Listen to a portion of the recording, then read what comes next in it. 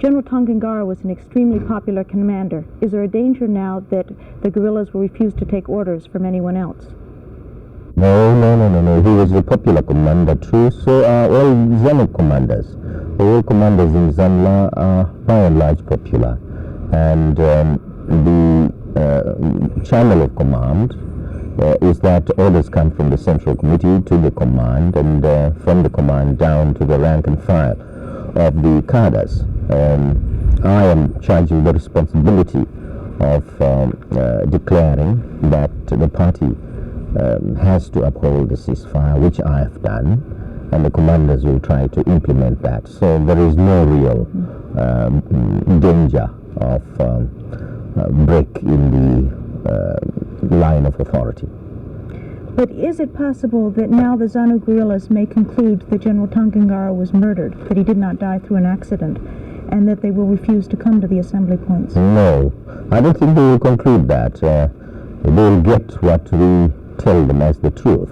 I don't see any of them really making that conclusion. After all, there are people who are traveling with him, and one of them is one of their commanders, the Army Commissar, Josiah Magama, and there are others who have survived. They will tell the story.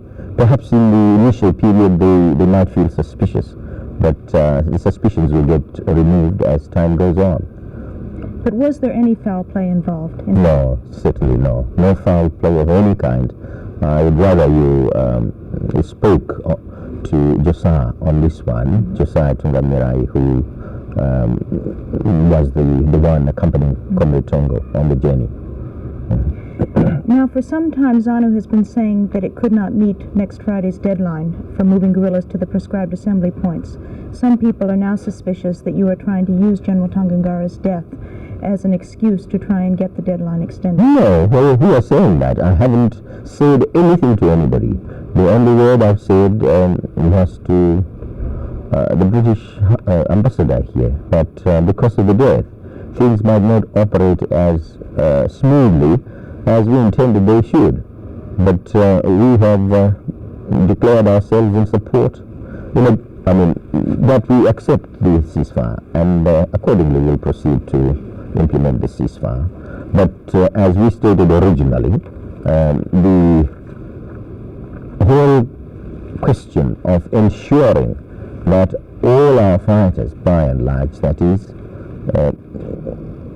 are informed about the ceasefire takes quite some time, and it is really wishful thinking on the part of the British government to think that a ceasefire can be declared and made effective in 2 weeks. You see, but we'll try our best. Thank you very much. Thank you.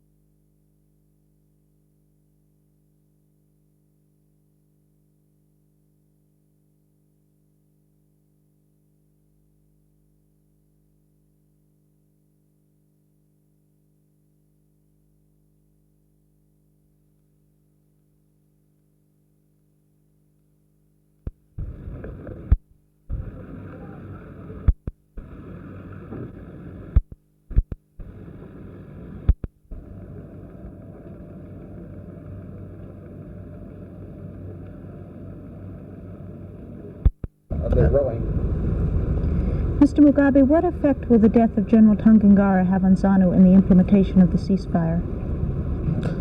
The death is a real shock to ZANU.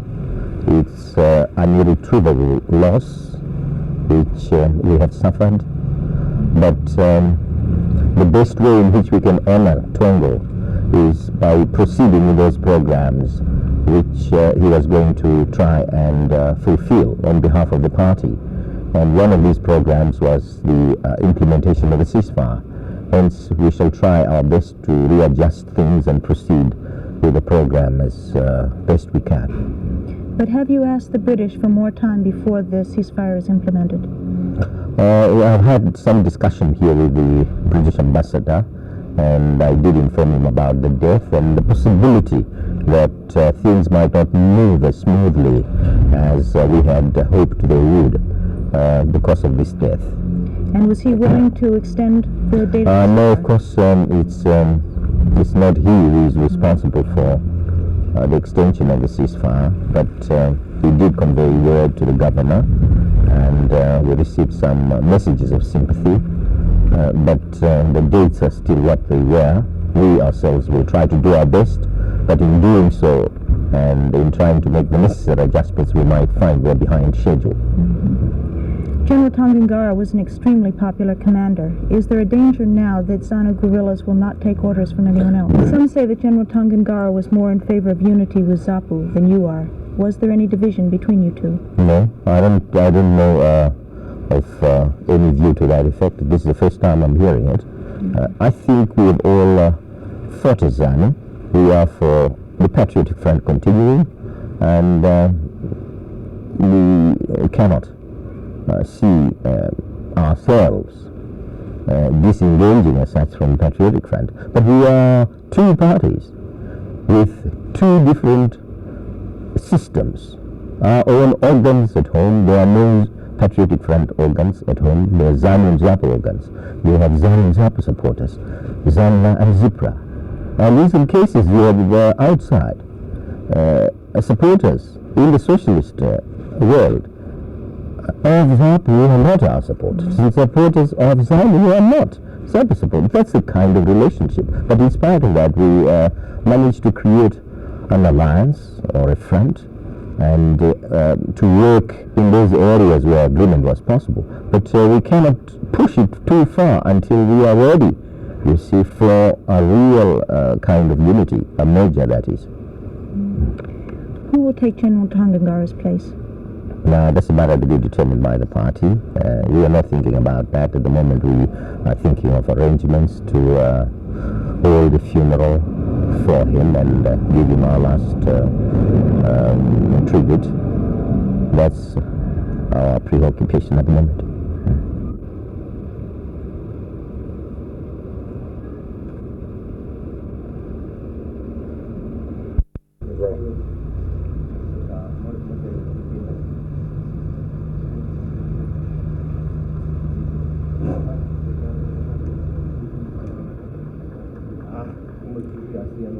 Mr. Mugabe, what effect will the death of General Tongogara have on ZANU and the implementation of the ceasefire?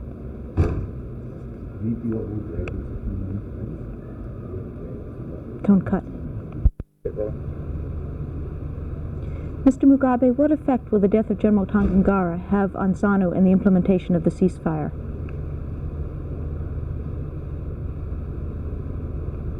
Have you asked the British for more time?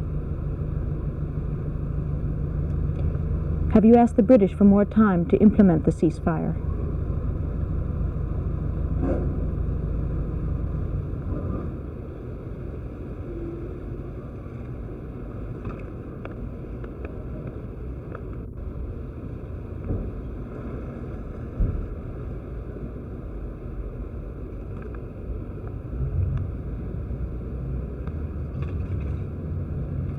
Is it possible that the guerrillas will conclude that General Tongogara was murdered and will refuse to go to the assembly points?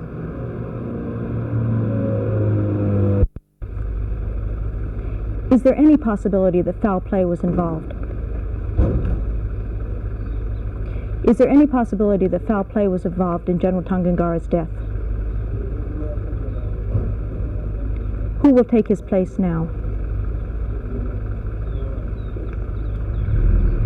Some say that General Tongogara was more in favor of unity with ZAPU than you are.